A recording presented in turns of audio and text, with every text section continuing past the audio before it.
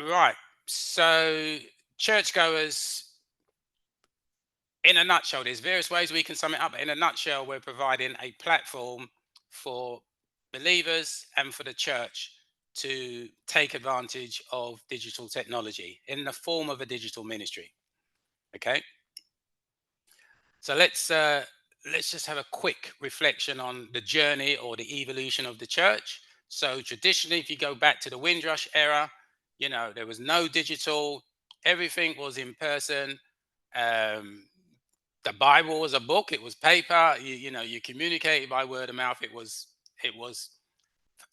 challenging time, shall we say? And now we are fortunate that pretty much every tool can be digitalized. Every tool can make church a lot more productive if you know how to exploit digital technology.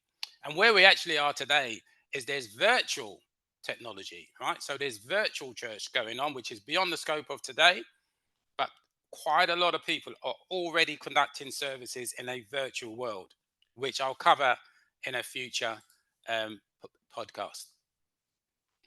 Okay, so in a nutshell, if you consider this icon, churchgoers is taking believers and helping them to become evangelists and empowering conventional churches into becoming hybrid churches.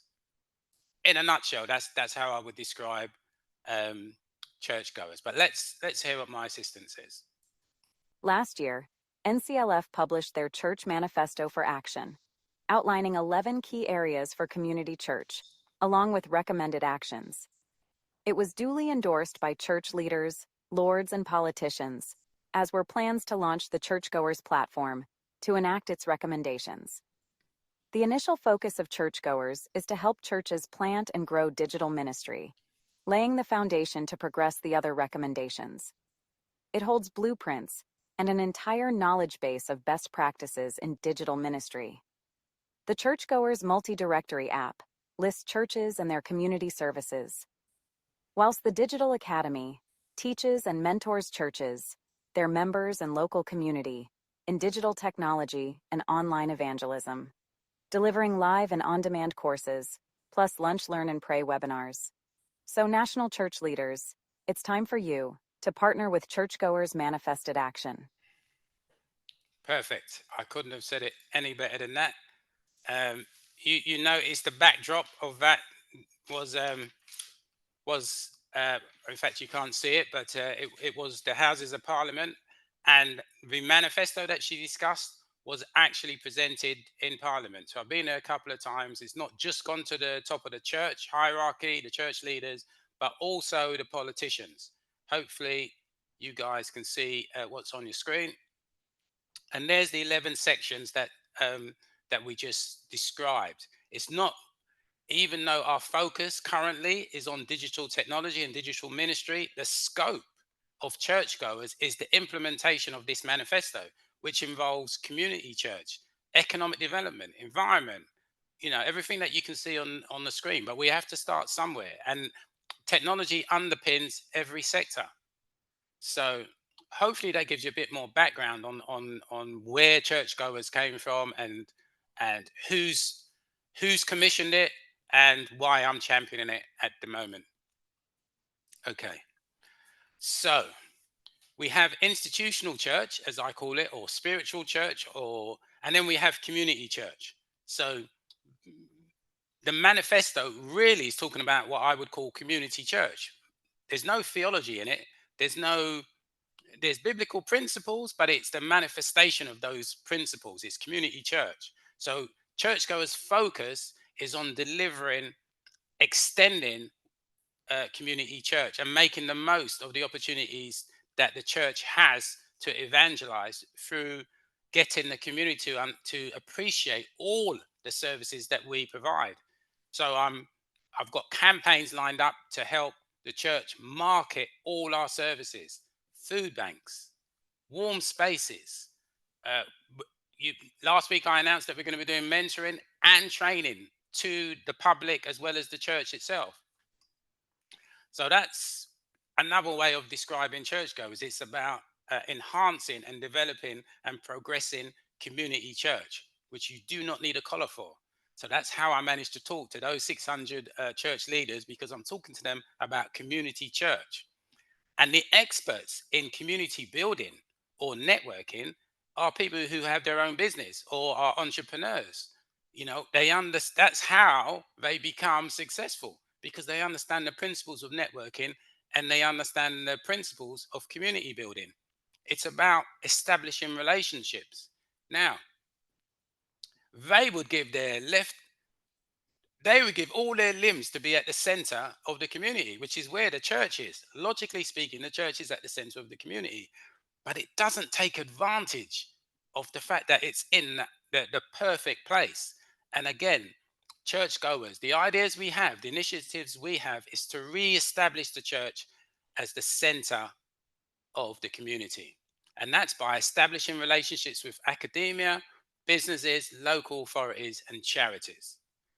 Last week, we highlighted the fact that we lose 88% or up to 88% of all people take a break from church during their student life, because traditionally we didn't have the means to maintain a relationship with them. Now we have technology. We can maintain relationships with the institutions and the students. So we won't be losing any more students. I can tell you that from now. Bishop, let me just congratulate those who've done well in their exams, and for those who haven't reached their potential, remember, we're implementing mentors that can help you transition and to overcome whatever hurdles that you're faced with. Let me just recap what we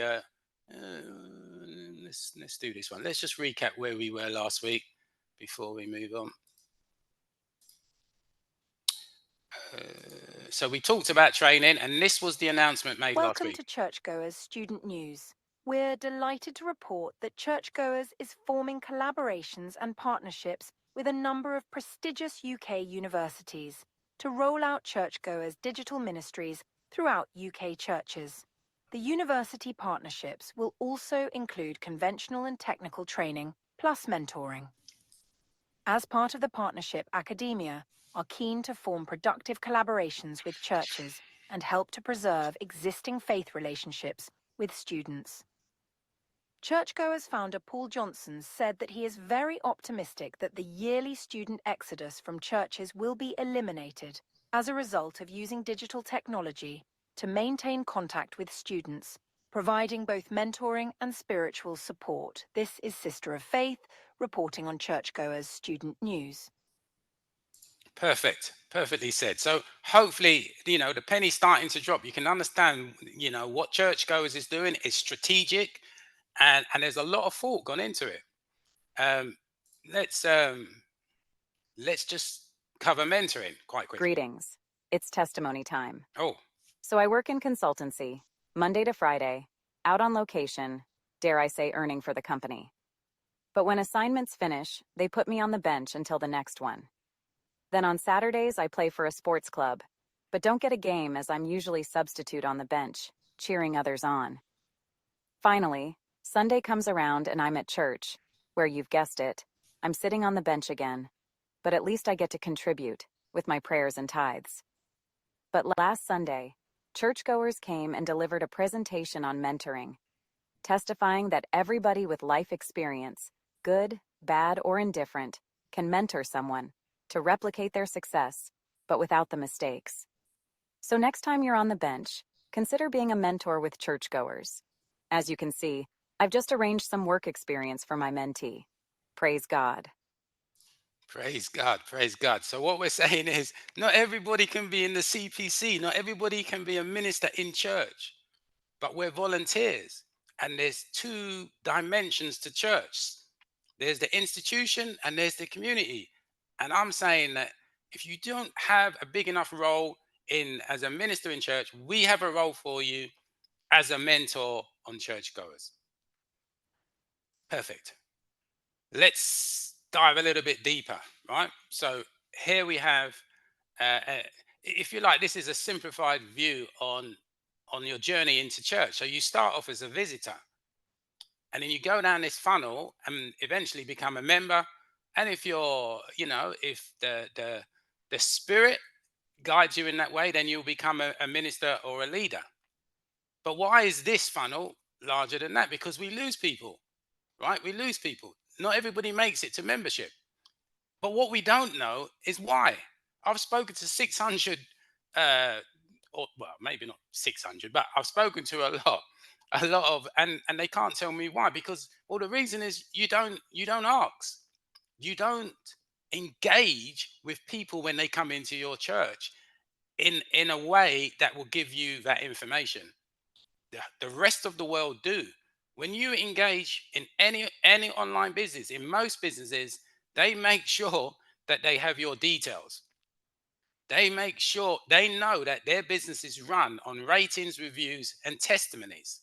You can't buy any product or service online without, well, I challenge you to say that you've never bought anything without first checking the ratings, reviews, and testimonies. That is your assurance that whatever it is you're going into is worthy. Now, testimonies, that's a biblical word, but we don't even put it on our website. We don't even use our own vocabulary to evangelize. So, these are some of my observations. These are some of the things that we have solutions for with churchgoers. Our app enables each church, as you can see on the left hand, each church to have their own personal app where they can communicate with the church, but also they can implement some of the recommendations of churchgoers. On the right hand side, you see a selection of services that you typically see in a church. That list is just going to be extensive because we're now adding mentoring, we're now adding training. So Churchgoers app is designed to inform visitors of the breadth of services that a church offers. We don't have to oversell theology. We can sell services. Once they buy that services, we cross sell into everything else we do, which is we save souls. Make sense? Hopefully it does. Okay, let's go a little bit deeper. A little bit deeper. So on the left hand side there, it says the church is the largest network in the world, and I second that. It's the absolutely the largest network and most established network in the world, but it has no network. So how can it be a network if it doesn't have a network? It's like you need to work that out because I can't. Consider consider the circle and consider from a church perspective, right? We have multi churches like NT, we've got 150 plus branches. You've got large churches with thousands, solo churches, micro churches. Okay, so I sit here in a multi church and I can't communicate with everybody in my church, not even everybody on my bench.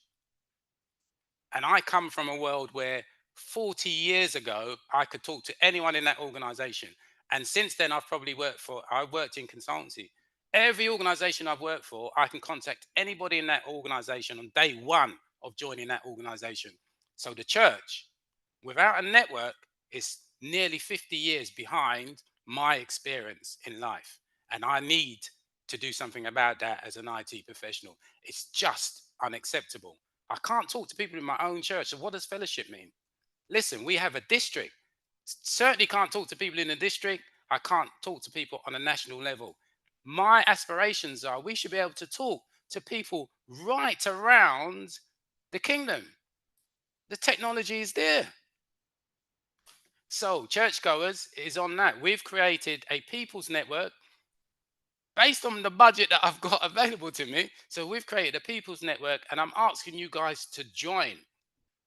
It does an awful lot towards promoting community church as well as providing you guys services. Consider the ring inside. So, we have the church kingdom here, and we do get some interaction with community. Yeah, we evangelize and we get people coming in from the community, and as we've already said, we provide services in the community, so we have some interaction going on. But who do we talk to? Businesses? Do we have a relationship with businesses? do, doesn't the economy run from businesses? You know, we're getting we're getting the crumbs of wages of people who work for people in enterprises. If we establish relationships, our financial situation and our supporters, our overall situation will just exponentially improve if we understand the power of building relationships. Local authorities, yeah, I see some relationships with local authorities. I think we can do better, and I don't see any with academia. But churchgoers is championing that aspect for. So the point I'm making here, we have a network, and sometimes call it the faith network or the fellowship network, but please join the churchgoers network, share the links to other people and get them to understand that this is kingdom work. This has been commissioned by church leaders. Okay, how are we doing for time? All right, so let me go into another network. So we have there is a network called LinkedIn, which is classed as a social media, but it's really a professional network. That's what they like to consider themselves as. Let's just see if I. Okay, now, so LinkedIn was designed to store your professional CV. So everybody in business, everybody in enterprise, all community builders, all networkers, all people who understand how to get a job are on LinkedIn. Social media is social. It's it's not professional engagement necessarily. Maybe Twitter there might be a little bit of that. LinkedIn is only for professional networking, and networking is the most powerful tool you can have alongside a mentor, in my opinion. Okay.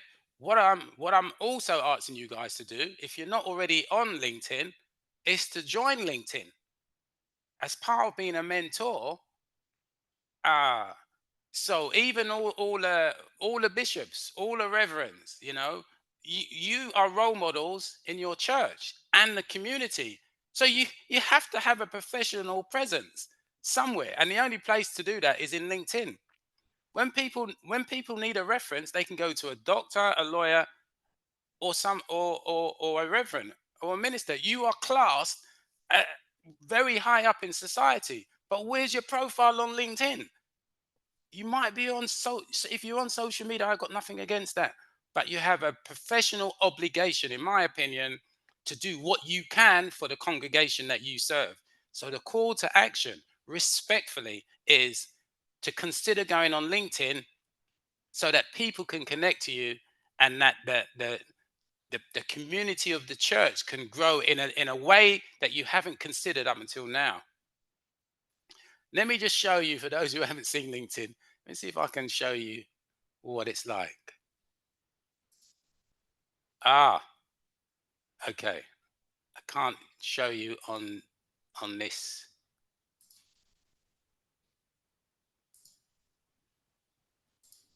Okay, I can't show you on this terminal because my profile isn't on LinkedIn. But on LinkedIn, basically, I explained it to the guys last week. You've got your academic um, achievement. So we've just had the students pass their exams. So typically, all your academic history from GCSEs or really degree level onwards, you list it.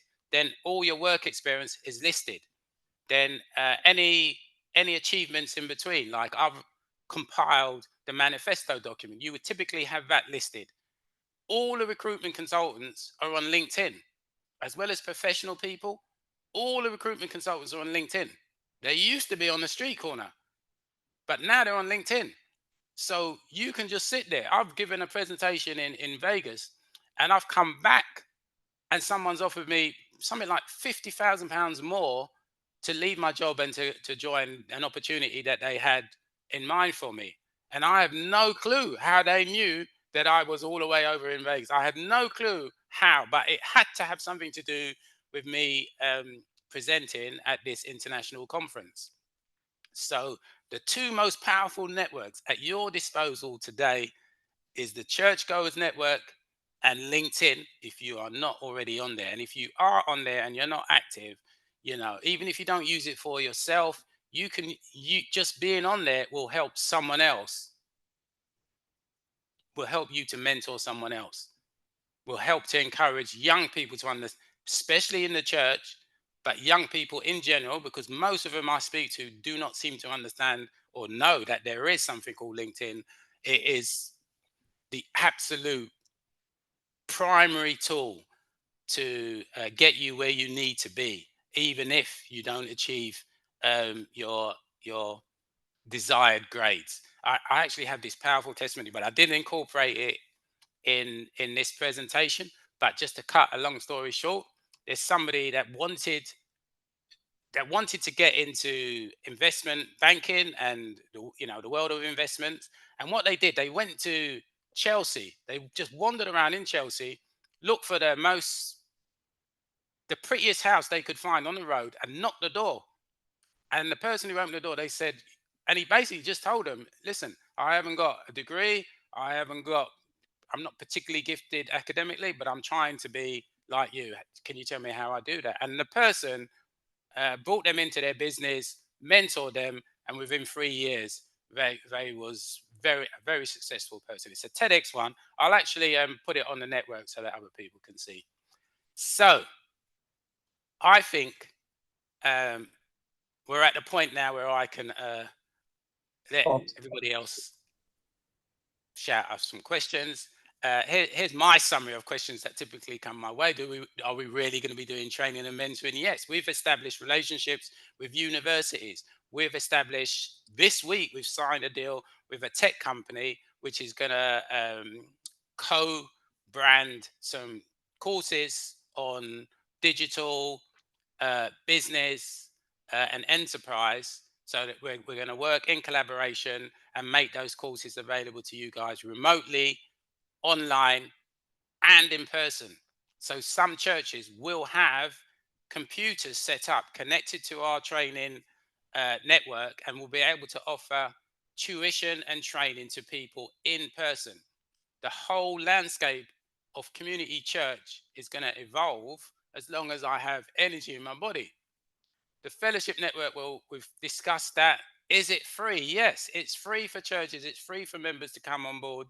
Churchgoers, there's a few premium things that we do, but essentially 99% of churchgoers is a knowledge base, is best practices. We're trying to educate and inform and mentor the church and its believers into furthering the kingdom in the lane that we're in, which is community church and not spiritual church. But we still we still link what we're doing to the Bible. It's just that we are not qualified to preach in that way. We're staying in our lane. Best practices, yes. So I've laid a foundation, but the whole concept of churchgoers is to speak to people in all these different churches, find out what they do well in the digital space, and then compile it into a central knowledge base that everybody can learn and progress from. That's networking. That's community building. That's sharing. That's being a Christian. The church services directory, yeah. So the app is fundamentally, it has two roles. It serves as a vehicle to attract visitors to all the services that they can get in a church. So if someone's looking for, where's the nearest food bank, where's the nearest warm space, where's the nearest church, they go into the app. However, once they go into the app and they select, let's say, Herne Hill, it then transitions into Herne Hill's personal app that has information specific to Herne Hill. So in that way, it's serving the members of Herne Hill. It has two roles, and it's going to be cleaned up a bit shortly, but that's the purpose of the app. So I think I've spoken for long enough now. If anyone has any questions, I'll stop sharing my screen and take them head on.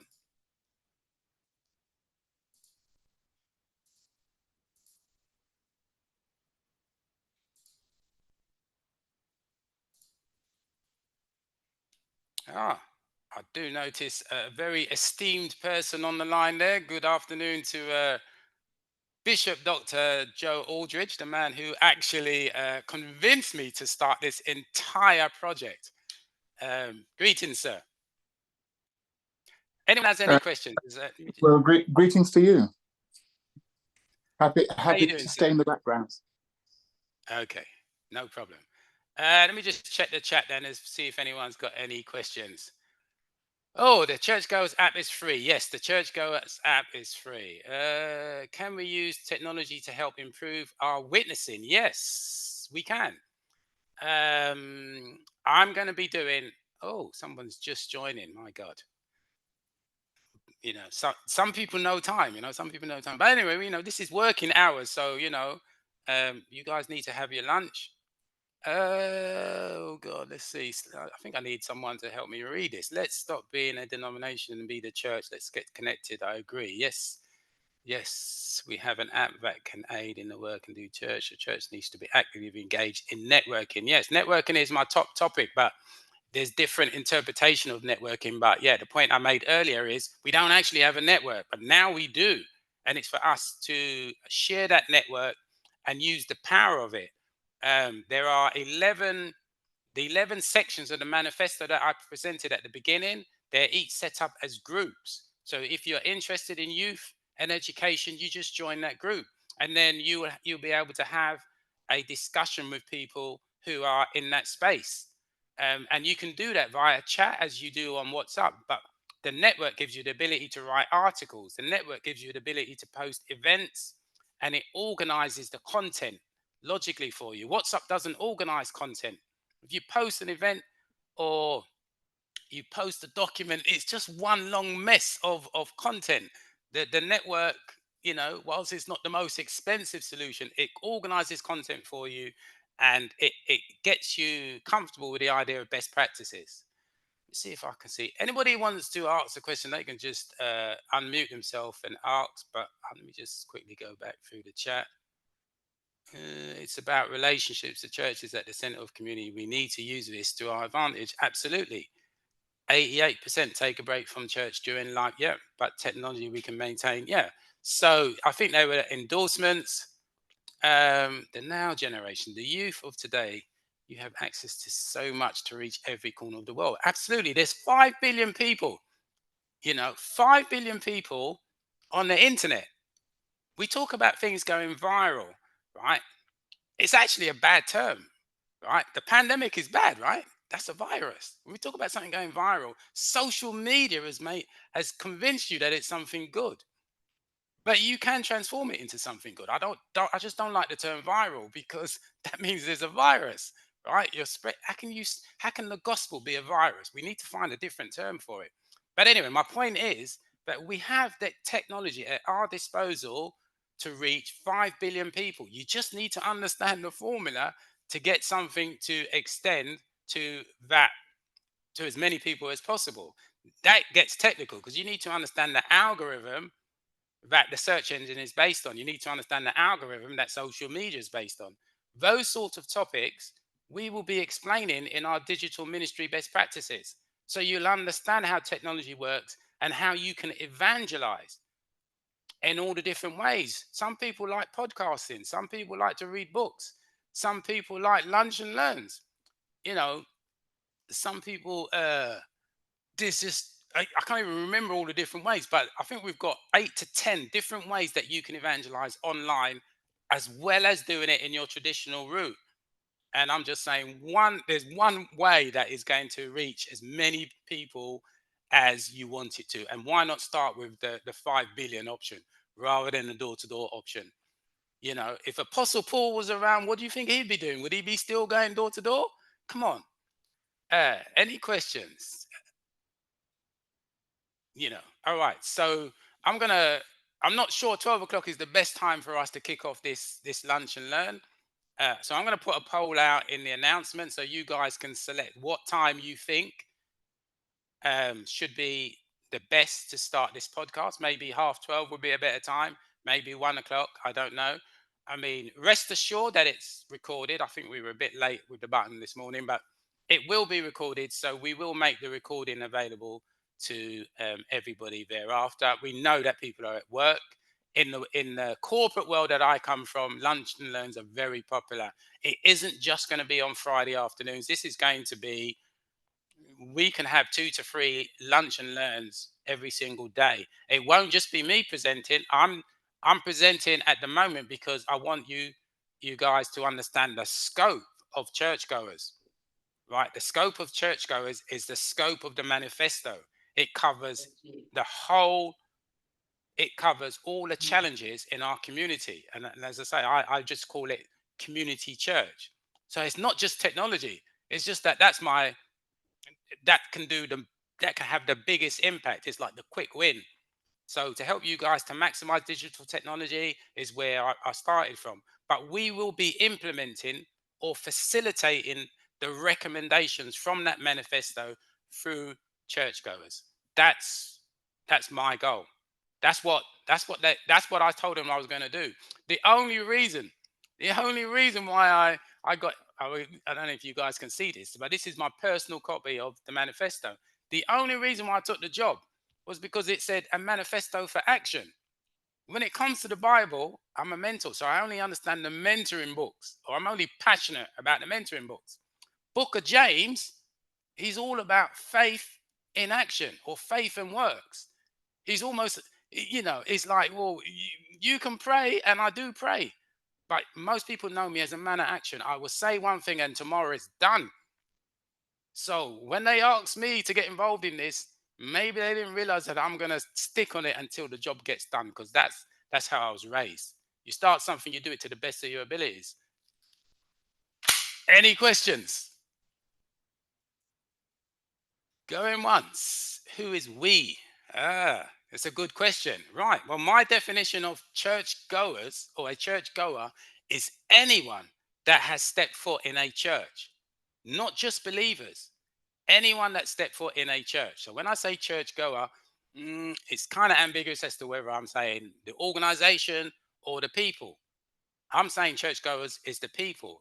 It's anyone who has stepped in a church to enjoy a service that the church offers, be it biblical or otherwise. When you ask someone, well, do you go to church? They might say no. If you ask them, have they been in a church? Their answer is more than likely going to be yes. If the answer is yes, then you have an opportunity to evangelize to them, because they understand the value of a church. Otherwise, they wouldn't have subscribed to that service that that church offered.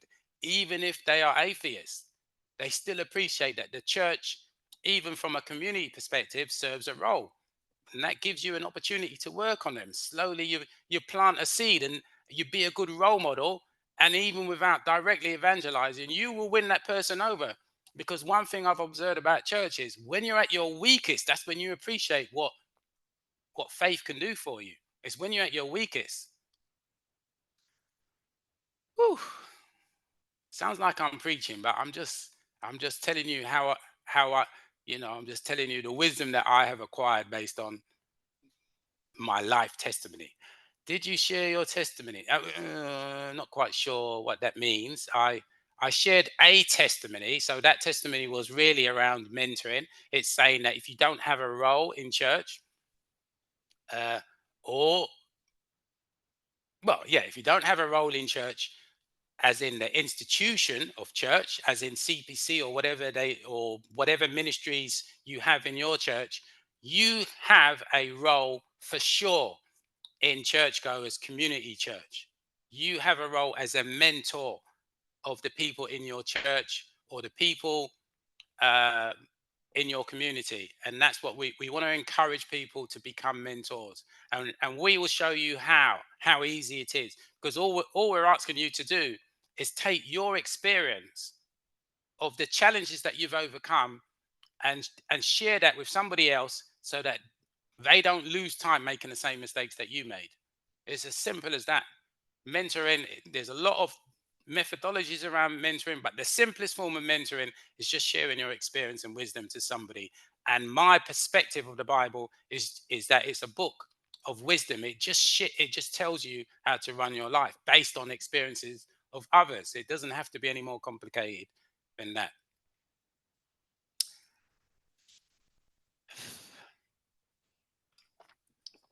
Bishop, are you still on the line? You guys still there? Um, one new message. You have a role in church. Yes, you can pray, you can pay your tithes, you can, you're part of a team. Uh, it's whether you're a minister or not. It's whether you're happy with that.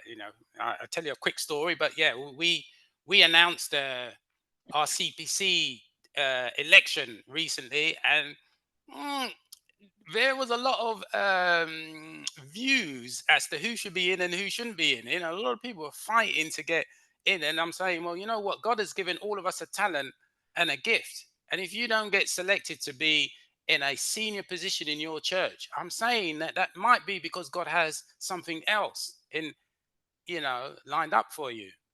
It's taken me quite a while to understand my purpose in church. For my local church, I'm the door usher. I don't get past the door. I don't even sit on the bench in church, because that testimony is based on my experience. Most people tell you I stand up through most of the service, because God didn't send me to that church to just consume all the blessings that's coming out of it. I love coming out of our church because the Holy Spirit is definitely there. But what do I contribute to that church? I don't want to be on a committee and I'm not serving, but I know that church goers is my way of contributing to the kingdom.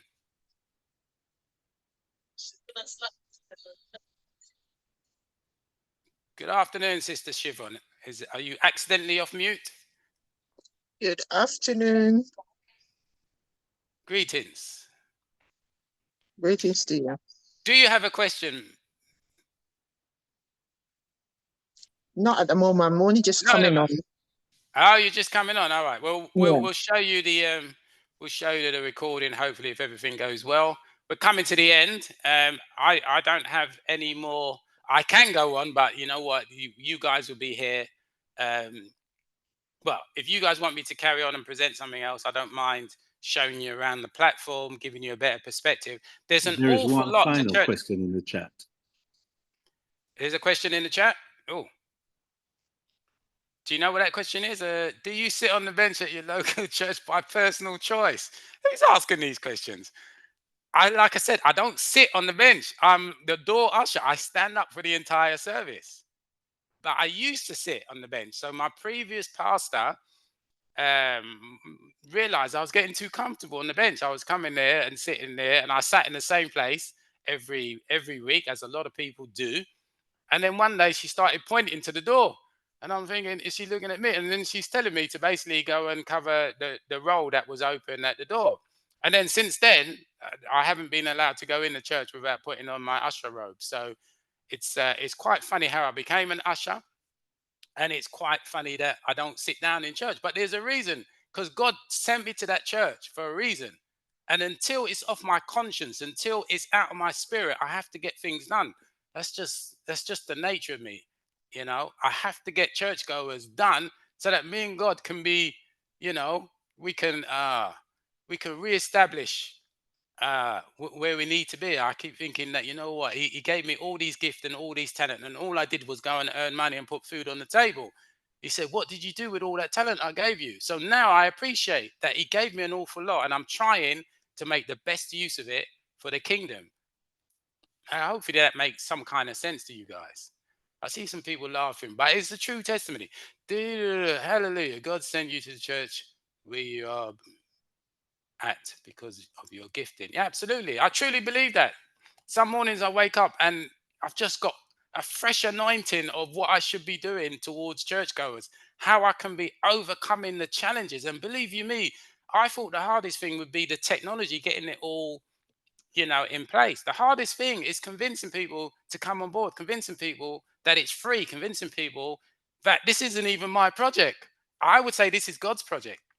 But if you don't believe that it's God's project, then it is the church leaders' project, because they commissioned me to compile a manifesto and to implement the recommendations of the manifesto. It's got nothing to do with me. I'm just a vehicle to get things done. Do you not sit on the board of officers by choice? The way how I understand boards work, You can't just apply to be on a board. They have to invite you to be part of a board. You have to earn the right to be part of a board. But interestingly enough, one of my observations is that you will not see the board of any church with an IT representative. Every other industry, every other organization has a chief technical officer or a chief information officer on the board. Without that, you are sailing blind in a digital world. If the amount of bishops and reverends, including my own, that have said to me, I am not technical. How can you run? I don't understand how you can contemplate running a business today or doing anything without sufficient understanding of technology. Because whether you're technical or not, we live in a digital world. We live in a technological world. Let me give you a good example, right? The Bible, we talked about 5 billion people. Well, the Bible is actually translated to pretty much every country in the world. So evangelism is a lot more easy than it was when the Apostle Paul was around. How do you think that Bible reached all those people if we all speak different languages? Technology. Technology provides the translation for people to understand. If you think of what I'm doing, so when people come up to me, when I ask them, well, they say, well, I'm not technical, which is their excuse not to listen. I'm saying, well, that's what churchgoers is doing. We're translating technology and the world of digital into a language you can understand. That's why I've got videos, I've got podcasts, I've got this lunch and learn, I've got articles, I've even got cartoons. We're going to have a book. We've got a digital book. We're going to have a physical book. No matter how you like to consume information, we're going to simplify it and present it to you via churchgoers. You don't have to be technical because we are translating it. How many translations are there in the Bible? How many reverends do you know can speak Hebrew or Greek or even read the original scrolls? They can't do it. They can only interpret the Bible because of technology. You can't say you're not technical if you use technology. Do you have a smartphone? Sold. Do you have a car? Sold. Whether you like, you can't go around saying that you don't understand technology because you use it. Any more questions? Oh dear. Um, how do you encourage your pastor to embrace your vision? I love my pastor, because he's challenged me. He's challenged me. We have a healthy banter. Now he's agreed to go along with churchgoers. What he doesn't understand is it requires his authority. Nobody does anything in our church without the pastor saying so. So sometimes he's actually empowered me to do something. And when I try and do it, they say, have you got pastor's signature for this? I'm going to have to check with pastor. It's tiring. So he doesn't understand that I have no power to get things done. So I just go at the pace of the church. And so how do I get we have a good relationship, and in his heart I know he wants to help churchgoers. It's just that he hasn't quite understood the challenges that I have from the people who need to get things done. I'm not going to go around and do everything. I'm going to say, well, this is how it should be done, and help facilitate it, but I can't implement every single digital ministry in every single church. But that's a very good question. And I need to find out who asks us these questions, because there's some very okay, Sandy. Paul, I mentor students. How do you cater for neurodiverse students? That's outside the scope of this meeting. Um, but I will get back to you, Sandy, on that. That's too deep for this meeting. I can't. That's too deep for me right now. It's great that you and your pastor have a role that challenges each other, encourages to bring it on. Absolutely. Listen, I before I became a member of NT, I used to go to just scout around different churches, finding somewhere that I felt comfortable. And I found this beautiful church run by a bishop. Oh, I've forgotten his name. They call him the business bishop. I think it's Bishop Marshall, his name is. But anyway, it was on the Thames, beautiful setting, theatre kind of style. And everyone in there was like an MP or a millionaire or an entrepreneur. And I came home, I said to God, I'm I found my home, man. I found my sanctuary. And he said, well, what are you going to do there? And I just thought, whoa, because church isn't about being comfortable. You don't go to church just to get filled. You need to contribute. And I couldn't answer that question. I couldn't explain how I was going to contribute to a church that I thought was perfect. So he sent me to Herne Hill. And then I realized, yeah, okay, I get it now. I get it now. There's work to be done because I saw what was the perfect church for me. Remember, I'm an entrepreneur and I'm a digital specialist. So what is perfect for me might not be perfect for you. But when I saw the contrast between Herne Hill, and I'm not disrespecting Herne Hill, but it gave me a really good perspective of the work that needs to be done to get the church where it needs to be from as many perspectives as we can, but primarily community church.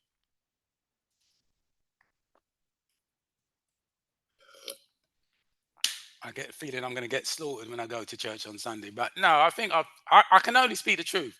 So my testimonies are just truth because I came to church to honor the 10 commandments and to be a good role model. So sometimes you might ask me a question. I'm going to tell you the truth. I'm not going to necessarily put any sugar on it. I'm just going to tell you as it is. That's just the nature of my heritage, I guess. But yeah. All right. We are coming up to 1 o'clock. Any further requests? No difficult questions. Any further requests to do with today's topic, which is church and networking? I do appreciate the questions that come up. I do need to get an assistant to help me navigate these sessions. But yeah, initially, as I say, what we're going to do is cover those 11 topics over the next month or so. Cover the 11 topics so that you have sufficient background, and then there'll be other people coming in. It won't be me presenting. There'll be other people coming in that have expertise in a certain area of digital ministry. People who have written books. People can tell you how to write your own book. We can get you to write your own book for free. Most of the people I've met at some point have said, yeah, it's my ambition to write a book.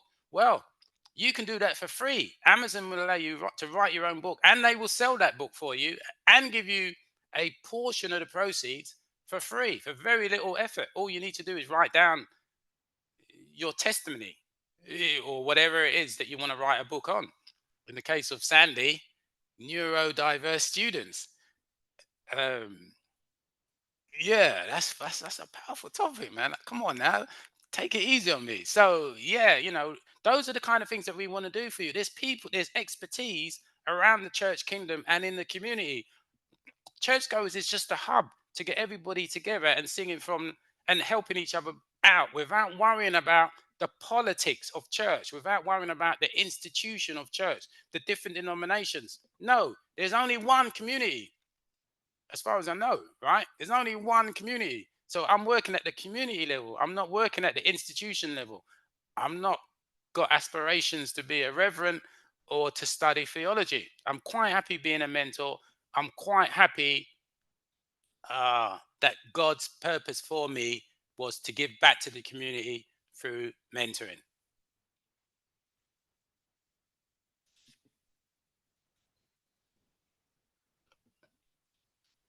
Perfect.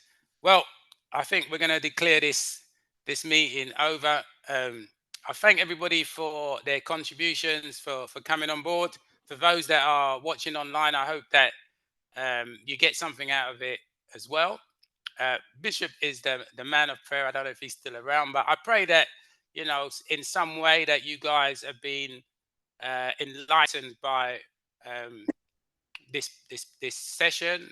I Paul? pray that. Sorry, who's this? Yes, this is Joe Aldred, Paul. Yes. Yes, I'm still around. I just took the opportunity to send the link to a number of people whilst you were talking earlier on. So I think one or two who jumped in may have seen that as well. Seems to me that we could work this even better whilst the session's on. So yeah, anyway, glad to hear you. I was very pleased to be able to join you for a bit today. Absolutely. I've been meaning to catch up with you. I don't know if you've seen my recent messages, but yeah, quite a few things have been happening, sir. And I do think NCLF need to be updated on where we are. I've had quite a few breakthroughs, and You know, I think I found a way to progress the 11 chapters as forums within the Churchgoers network, etc., etc. So yeah, I've got some good news. Let's have a chat offline. Yes, no problem. Perfect. Thank you. Okay, so thank everybody for coming. It's been a pleasure doing this Zoom session. We'll be back again next Friday, God willing, and I pray that you all got something out of it, and you know, this, you can share the love that Churchgoers is trying to spread. So thank you very much for coming.